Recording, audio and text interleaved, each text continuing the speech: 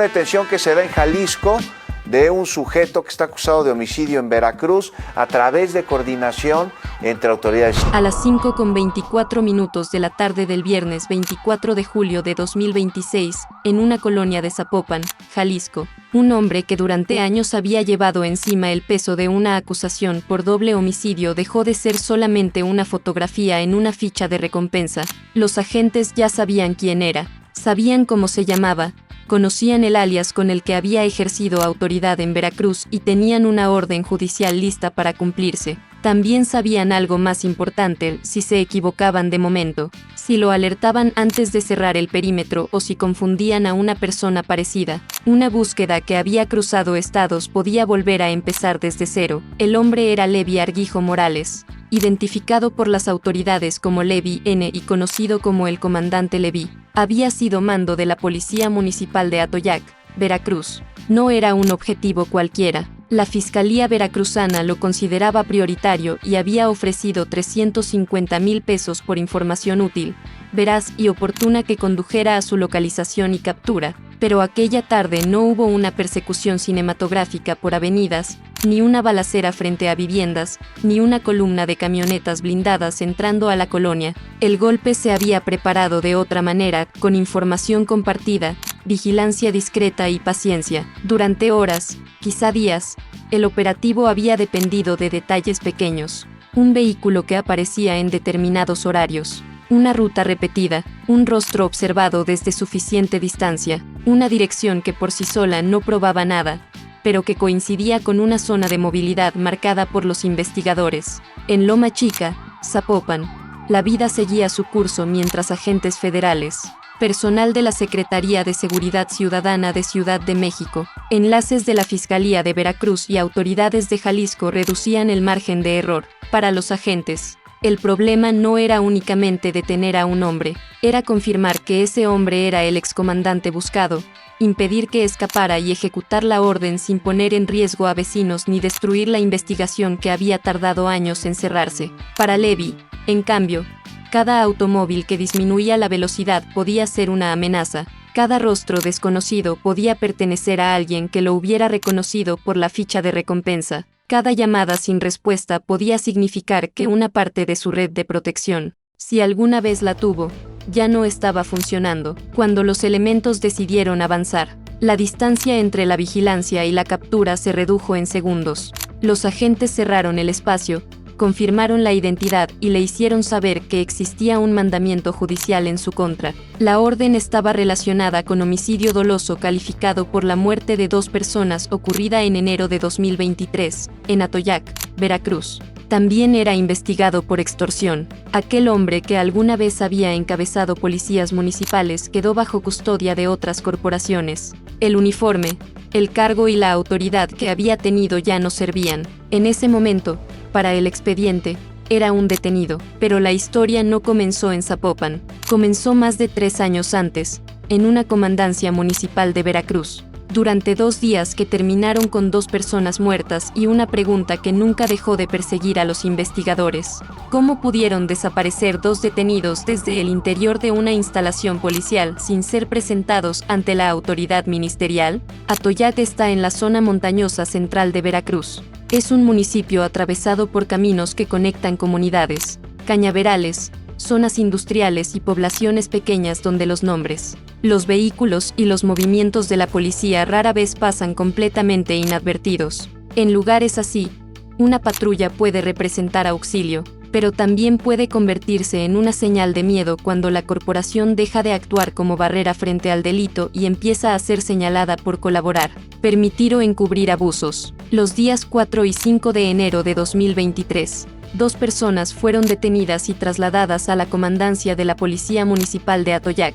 Ese es el punto de partida que aparece de manera consistente en las investigaciones difundidas públicamente. Las víctimas estaban bajo control de la autoridad municipal. Habían sido privadas de la libertad por policías y llevadas a una instalación oficial. Desde ese momento, cada movimiento debía quedar registrado. Debía existir una puesta a disposición. Debía informarse por qué habían sido detenidas, quién las recibió, a qué hora ingresaron y ante qué autoridad serían presentadas. Pero, según la investigación, eso no ocurrió. Levi N., quien entonces se desempeñaba como mando policial, habría ordenado que las dos personas no fueran puestas a disposición de la autoridad ministerial. Esa decisión, de acreditarse ante un juez, cambia por completo la naturaleza de lo ocurrido. Ya no se trataría de un retraso administrativo, una confusión de competencia o una falla menor en el procedimiento. Significaría que dos personas quedaron retenidas dentro de una comandancia, fuera del camino legal que debía protegerlas. Dentro de aquellas instalaciones, la noche debió sentirse diferente para cada bando. Para las víctimas, el hecho de estar en una comandancia podía haber representado, al menos al principio, la expectativa de que serían registradas, interrogadas o puestas a disposición. Estaban dentro de un edificio público. Había policías, radios, escritorios y vehículos oficiales. En teoría, todo lo que ocurriera debía quedar bajo control institucional, pero las horas pasaron y la ruta legal no avanzó. Para los policías presentes, la orden de no trasladarlas ante el Ministerio Público habría creado una línea imposible de ignorar.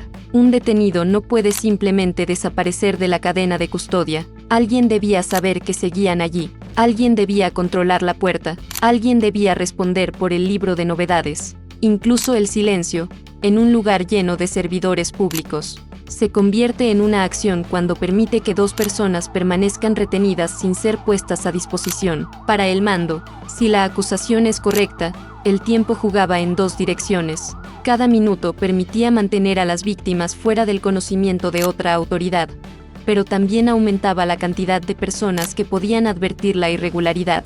Una comandancia no es una casa aislada. Hay entradas, salidas, turnos, radios y personal que observa. Para sacar a dos detenidos de allí, alguien tenía que facilitar el movimiento o decidir no impedirlo. La investigación sostiene que, junto con otras personas, Levi habría permitido que ambas víctimas fueran sustraídas de las instalaciones. No se ha hecho pública una grabación completa de aquellos minutos. Tampoco existe, al menos en la información oficial difundida, una narración precisa de quién abrió una puerta, qué vehículo fue utilizado o cuántas personas participaron materialmente. Lo comprobable es el resultado: las dos personas dejaron de estar bajo resguardo de la policía municipal y, horas más tarde, fueron localizadas sin vida, con lesiones producidas por disparos de arma de fuego. Los cuerpos fueron encontrados el 5 de enero de 2023 en la zona de Ojo de Agua Chico, en el municipio de Amatlán de los Reyes. La distancia entre una comandancia y un sitio de hallazgo no se mide solamente en kilómetros, se mide en decisiones. Primero, alguien detiene. Después, alguien evita la puesta a disposición.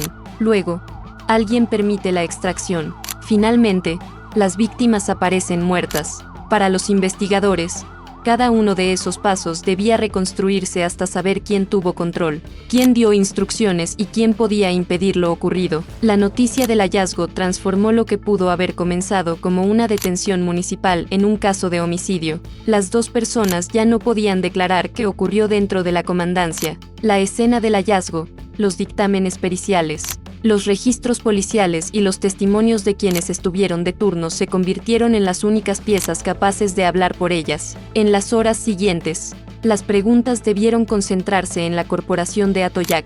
¿Quién ordenó la detención? ¿Qué motivo se asentó? ¿A qué hora ingresaron las víctimas?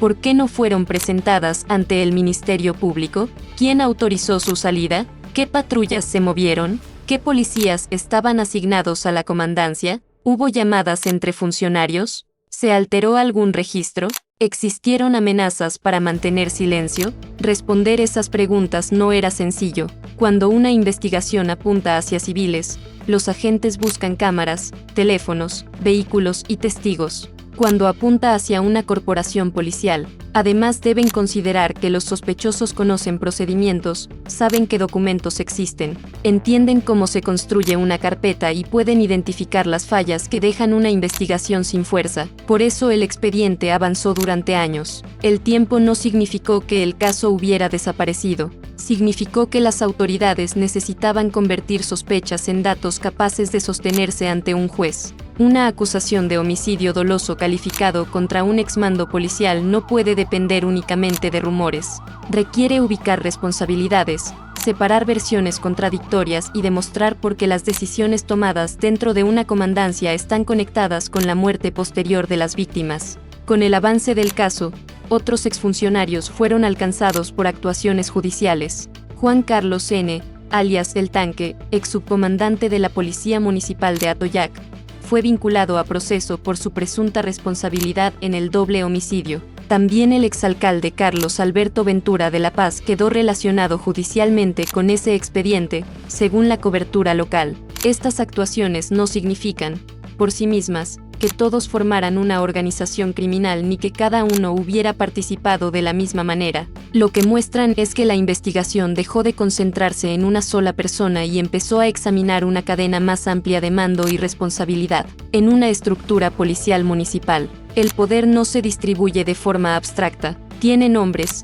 cargos y turnos. El presidente municipal encabeza el gobierno local. Los mandos de seguridad coordinan a los elementos. Los comandantes y subcomandantes transmiten instrucciones. Los policías ejecutan detenciones, custodias y traslados. Cuando dos personas desaparecen desde una comandancia, los investigadores no pueden limitarse a buscar al último hombre que fue visto junto a ellas. Deben estudiar quién tenía autoridad formal y quién ejercía control real. Mientras el expediente crecía en Veracruz, Levy dejó de estar disponible para la justicia. No está públicamente confirmado el momento exacto en que decidió salir del estado ni la ruta que utilizó. Tampoco se conoce con precisión quién lo ayudó, dónde permaneció durante cada etapa o si cambió varias veces de domicilio. Lo que sí se sabe es que, para julio de 2026, se encontraba en Zapopan, a más de 800 kilómetros de la región donde ocurrieron los hechos que se le imputan. Esa distancia no se recorre por accidente, implica una decisión. Salir de la zona donde uno es conocido reduce la posibilidad de ser reconocido, pero también obliga a empezar de nuevo. Hay que encontrar vivienda, trasladarse, conseguir dinero, comunicarse con pocas personas y evitar rutinas demasiado visibles.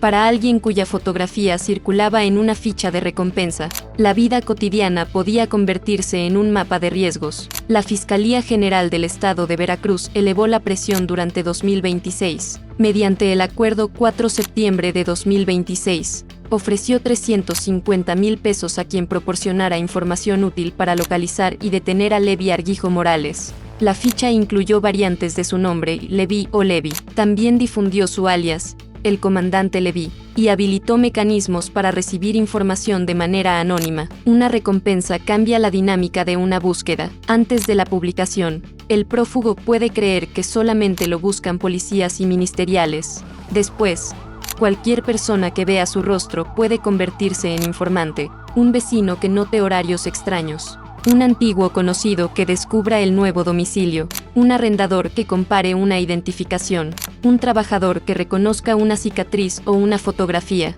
un contacto que decida que 350,000 pesos valen más que guardar silencio. Para los investigadores, la recompensa tampoco garantiza un resultado inmediato. Puede generar llamadas falsas, venganzas personales, ubicaciones equivocadas y datos viejos. Cada reporte debe verificarse. No basta con que alguien diga haber visto al objetivo. Hay que comprobar si la zona coincide, si el hombre observado tiene las mismas características, si utiliza vehículos relacionados y si existe una rutina que permita detenerlo sin precipitarse. En algún punto, la Fiscalía de Veracruz obtuvo o confirmó información que llevó la búsqueda hasta Jalisco. La compartió con las instituciones que podían operar en ese territorio. Participaron la Secretaría de Seguridad y Protección Ciudadana, la Secretaría de Seguridad Ciudadana de Ciudad de México, la propia Fiscalía Veracruzana y autoridades del gobierno de Jalisco. La coordinación entre corporaciones no significa que todos los elementos conocieran cada detalle.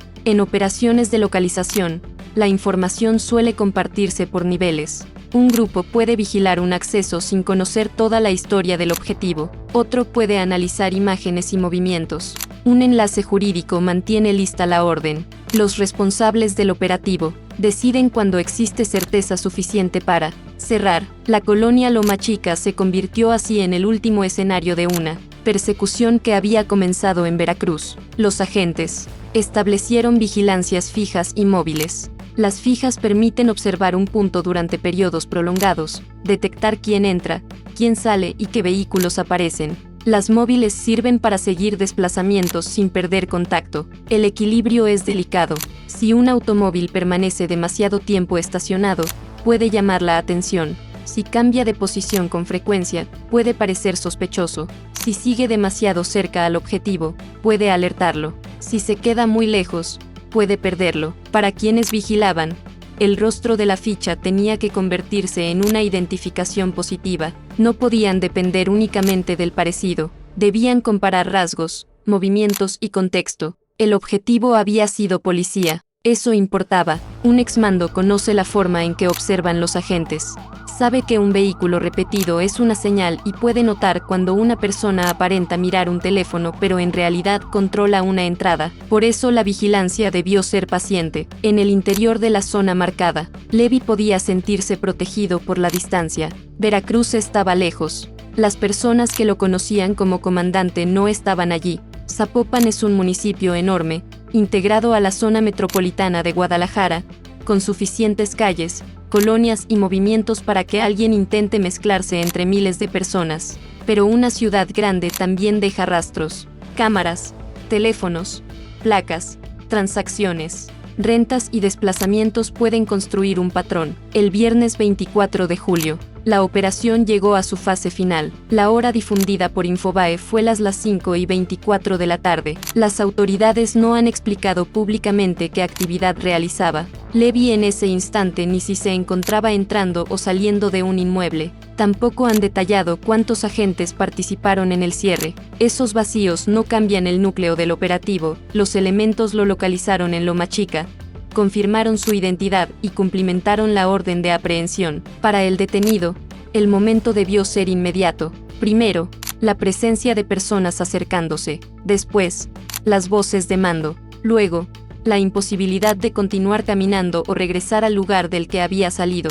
Los agentes le comunicaron el motivo de la detención y realizaron el aseguramiento conforme al procedimiento. No se reportó un enfrentamiento armado. No se informó que hubiera resultado herido. Tampoco se difundió el aseguramiento de armas, droga o vehículos como parte central de esa acción. Ese detalle es importante. La operación no buscaba destruir un campamento ni intervenir una casa llena de hombres armados. Buscaba detener a un exfuncionario acusado de haber utilizado, permitido o tolerado la estructura policial para colocar a 2 detenidos fuera de la protección de la ley. La fuerza del caso no estaba en un arsenal encontrado en Zapopan, estaba en el expediente que viajaba desde Veracruz. Cuando las esposas se cerraron, la búsqueda terminó, pero el proceso apenas comenzaba. Los agentes debían documentar la detención, leer derechos, verificar el estado físico del detenido, preservar la legalidad del procedimiento y coordinar el traslado. Una captura de alto interés puede perder fuerza si la defensa demuestra irregularidades.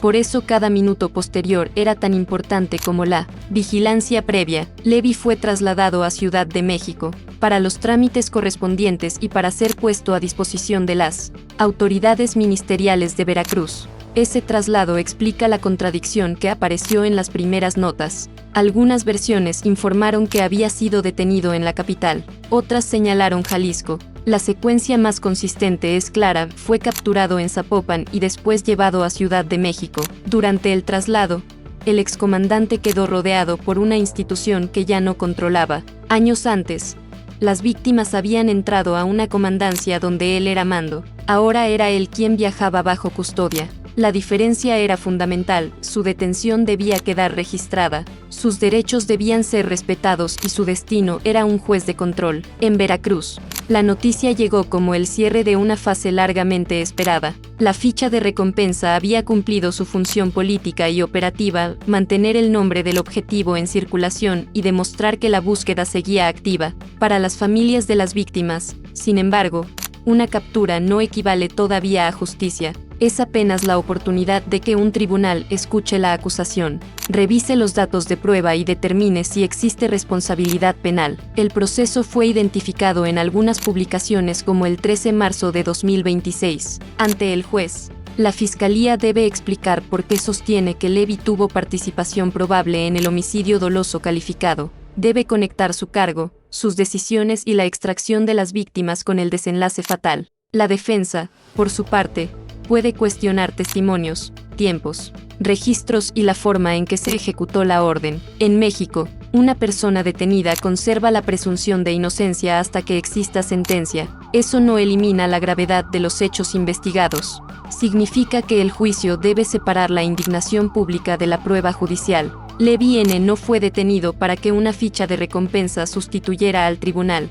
Fue detenido para ser llevado ante el tribunal. Sin embargo, más allá de la responsabilidad individual, el caso revela un problema mayor. Una comandancia municipal debería ser uno de los lugares más controlados de un municipio. Cada detenido que entra debe quedar protegido por reglas. La autoridad no puede decidir quién merece ser presentado y quién puede ser entregado a terceros. Cuando una persona desaparece desde una instalación policial, la línea entre Estado y crimen se vuelve peligrosamente borrosa. Las 2 víctimas de enero de 2023 no fueron interceptadas en una brecha por hombres desconocidos, según la versión de la investigación. Primero fueron detenidas por policías. Primero estuvieron dentro de una estructura oficial. Ese hecho convierte el caso en algo más grave que un doble homicidio común.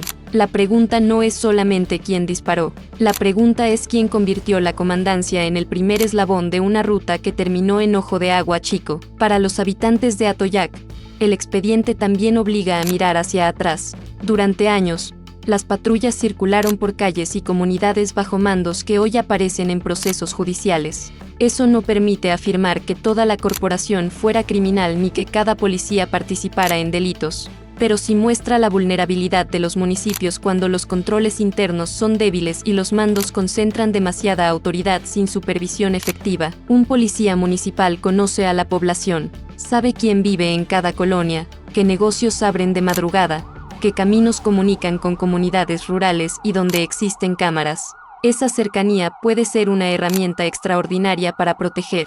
También puede convertirse en un poder peligroso si se utiliza para vigilar, intimidar o seleccionar víctimas. La investigación por extorsión agrega otra dimensión. Aunque las autoridades no han difundido públicamente el mismo nivel de detalle que en el caso de homicidio, ser investigado no equivale a ser condenado, y no se debe mezclar automáticamente esa línea con el doble asesinato, pero el hecho de que la fiscalía lo buscara también por extorsión explica por qué era considerado un objetivo prioritario y por qué la recompensa se convirtió en una herramienta central. Las extorsiones en regiones pequeñas no siempre requieren llamadas desde prisiones lejanas. Pueden operar mediante amenazas directas, cobros periódicos, advertencias disfrazadas de inspecciones o mensajes transmitidos por personas que conocen los movimientos de comerciantes y transportistas. Cuando existe sospecha sobre servidores públicos, el miedo aumenta, porque la víctima no sabe a qué autoridad acudir sin exponerse. Hasta ahora,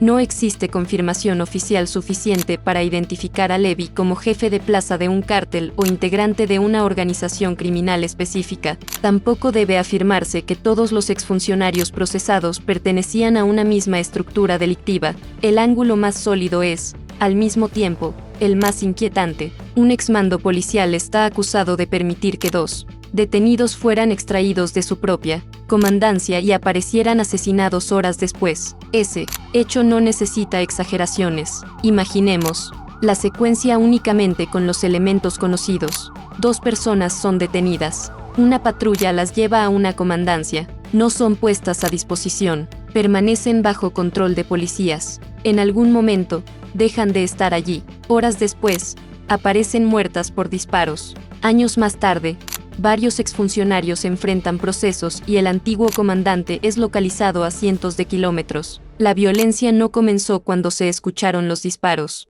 Comenzó cuando se rompió el procedimiento que debía proteger a los detenidos. Para los investigadores que siguieron el caso, esa ruptura era la clave. Un disparo puede no dejar testigos, pero una comandancia deja documentos. Hay turnos, hay nombres, hay registros de combustible, hay radiocomunicaciones. Hay movimientos de patrullas, hay teléfonos que se conectan a antenas, hay policías que recuerdan quién dio una orden, incluso cuando alguien intenta borrar rastros. La ausencia de un registro que debía existir puede convertirse en evidencia. El trabajo de inteligencia que terminó en Zapopan probablemente combinó datos de varias fuentes. Las autoridades no han revelado el método exacto, y hacerlo podría comprometer otras investigaciones. Pero para encontrar a una persona fuera de su estado se requiere algo más que suerte. Puede ser una llamada, una transferencia, una identificación, un vehículo, una cámara o un dato aportado a la línea de recompensa. A veces la pieza definitiva parece insignificante hasta que se cruza con el expediente completo. En Loma Chica,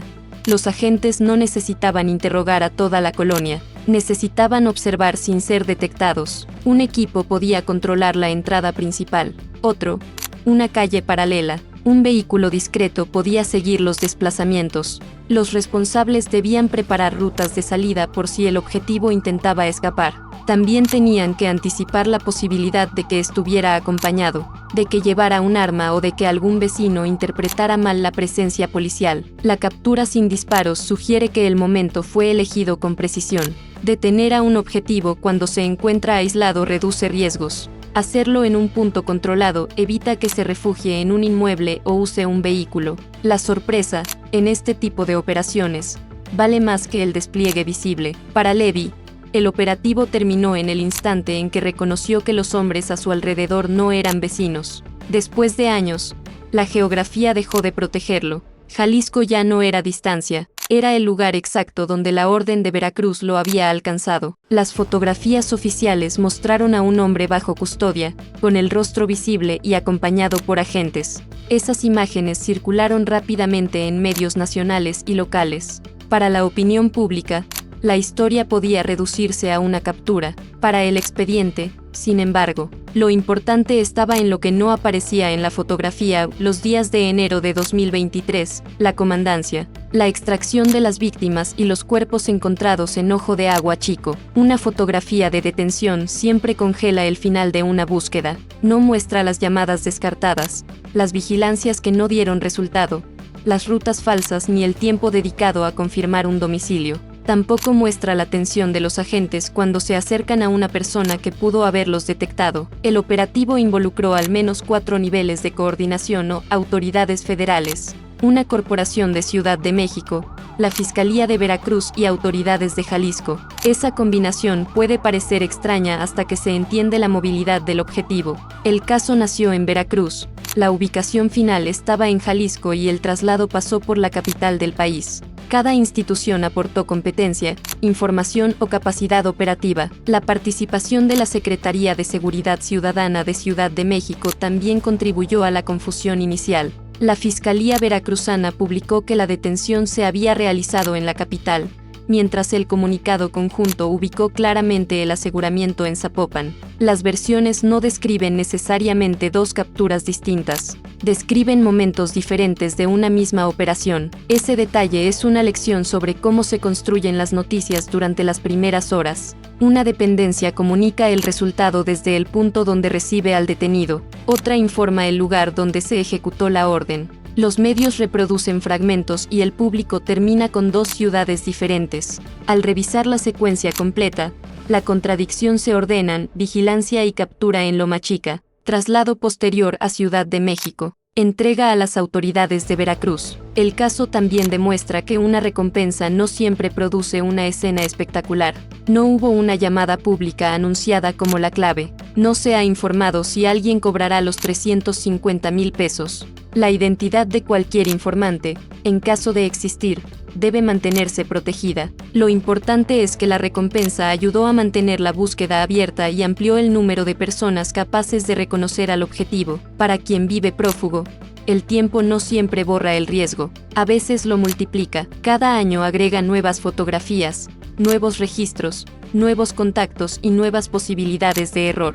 Una sola visita a una persona conocida puede romper meses de precaución. Un teléfono encendido durante pocos minutos puede revelar una zona. Un vehículo registrado a nombre de un familiar puede conectar dos estados. Una rutina aparentemente normal puede convertirse en el patrón que los agentes necesitaban. Levy había sido policía, probablemente entendía esas reglas, pero ningún conocimiento garantiza invisibilidad permanente. Mientras él permanecía fuera del alcance judicial, el expediente contra otros exfuncionarios avanzaba. La vinculación a proceso de El Tanque y las actuaciones contra el exalcalde aumentaron la presión.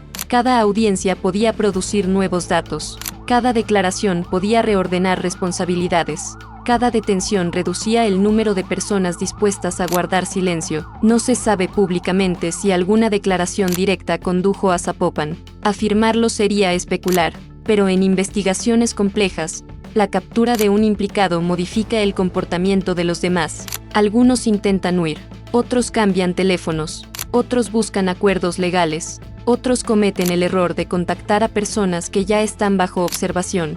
Cuando el Gabinete de Seguridad difundió la captura, presentó a Levy como objetivo prioritario requerido por homicidio doloso calificado y extorsión. La Fiscalía de Veracruz enfatizó el doble homicidio y el proceso penal. Los medios agregaron antecedentes, nombres y versiones sobre una presunta red de protección policial. Sin embargo, la acusación que deberá sostenerse ante el juez tiene que ser precisa. La justicia no puede depender de apodos. El comandante Levy es un nombre útil para una ficha y un titular, pero ante el tribunal importan las acciones atribuidas a Levy Argijo Morales. ¿Qué orden dio? ¿A quién? ¿Qué sabía? ¿Qué hizo cuando las víctimas fueron sacadas? ¿Tenía capacidad para impedirlo? ¿Existió un acuerdo previo? ¿Qué pruebas vinculan sus decisiones con la muerte? La Fiscalía deberá responder con datos. La defensa buscará romper esa conexión. Puede argumentar que no estaba presente, que otra persona tenía control, que los registros son incompletos o que los testimonios son contradictorios. El juez no decidirá por la gravedad mediática del caso, sino por la suficiencia legal de los elementos presentados. Para las familias, esa espera puede resultar tan dura como la búsqueda. Durante más de 3 años, el nombre del excomandante apareció en expedientes, fichas y noticias. La recompensa elevó la expectativa de una captura. Cuando finalmente ocurrió, comenzó otra etapa: audiencias, plazos, recursos y posibles demoras. En los procesos penales, el momento más visible suele ser la detención, pero la verdad jurídica se construye lentamente. Atoyac seguirá siendo el centro moral del caso. No importa que la captura ocurriera en Jalisco ni que el traslado pasara por Ciudad de México. Todo vuelve a la comandancia, a las horas en que 2 personas estuvieron allí, a la orden de no ponerlas a disposición, a la puerta por la que salieron, a los policías que pudieron ver, a los mandos que tenían control, a la ruta que terminó en Ojo de Agua Chico. Si la acusación se prueba, el crimen habría utilizado la autoridad como cobertura. Las víctimas no fueron engañadas por delincuentes que fingían ser policías. Fueron detenidas por una corporación real. Ese abuso destruye la confianza de toda una comunidad, porque convierte el acto de obedecer una orden policial en un posible camino hacia la muerte. Un ciudadano detenido debe poder asumir que será llevado ante una autoridad competente. Puede ser investigado, acusado y juzgado, pero no puede ser entregado a terceros ni desaparecer bajo custodia.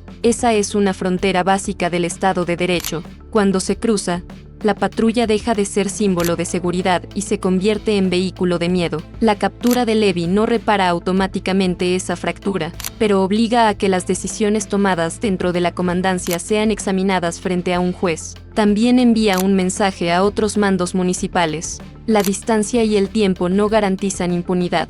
Un funcionario puede abandonar el cargo, cambiar de estado y ocultarse durante años. Aún así, un expediente activo puede seguirlo. Las instituciones pueden compartir información y ejecutar una orden lejos del lugar donde ocurrieron los hechos, pero ese mensaje solo será creíble si el proceso continúa. Una captura anunciada con fotografías puede producir impacto durante un día. Una sentencia sustentada requiere años de trabajo. Si las pruebas son sólidas, deben presentarse con claridad.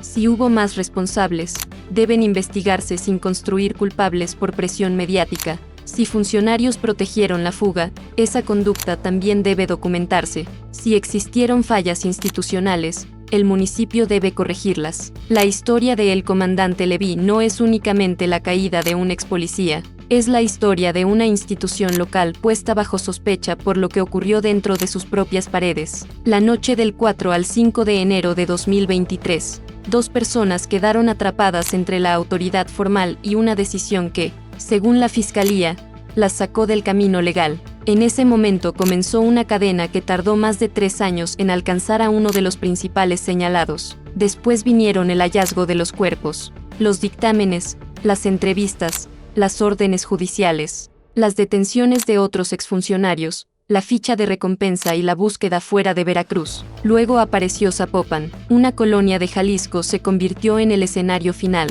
Los agentes observaron, siguieron y esperaron. No necesitaban hacer ruido, necesitaban certeza. Cuando la tuvieron, cerraron la distancia y cumplimentaron la orden. A las 5:24 de la tarde, el hombre de la ficha dejó de ser un objetivo en movimiento. El excomandante que alguna vez tuvo bajo su control una comandancia municipal quedó bajo custodia. Fue trasladado a Ciudad de México y encaminado hacia las autoridades veracruzanas. Detrás de él quedaban años de fuga. Delante, un proceso penal. Ahora, un juez tendrá que escuchar cómo 2 detenidos entraron a una instalación policial y nunca llegaron ante el Ministerio Público. Tendrá que revisar por qué salieron, quién lo permitió y cómo esa decisión se conecta con los disparos que terminaron con sus vidas. La defensa tendrá oportunidad de responder. La Fiscalía deberá probar. Los demás implicados seguirán sus propios procesos, y las familias esperarán una resolución que no dependa de rumores, sino de evidencia, porque el verdadero centro de esta historia no es el alias, ni la recompensa, ni la fotografía de la captura, son las 2 personas que entraron, vivas a una comandancia, y aparecieron muertas horas después. Ese es el hecho que convirtió a un antiguo mando policial en objetivo prioritario. Ese es el hecho que movió una investigación desde Veracruz hasta Jalisco. Ese es el hecho que, más de 3 años después, terminó cerrando el círculo alrededor del comandante Leví.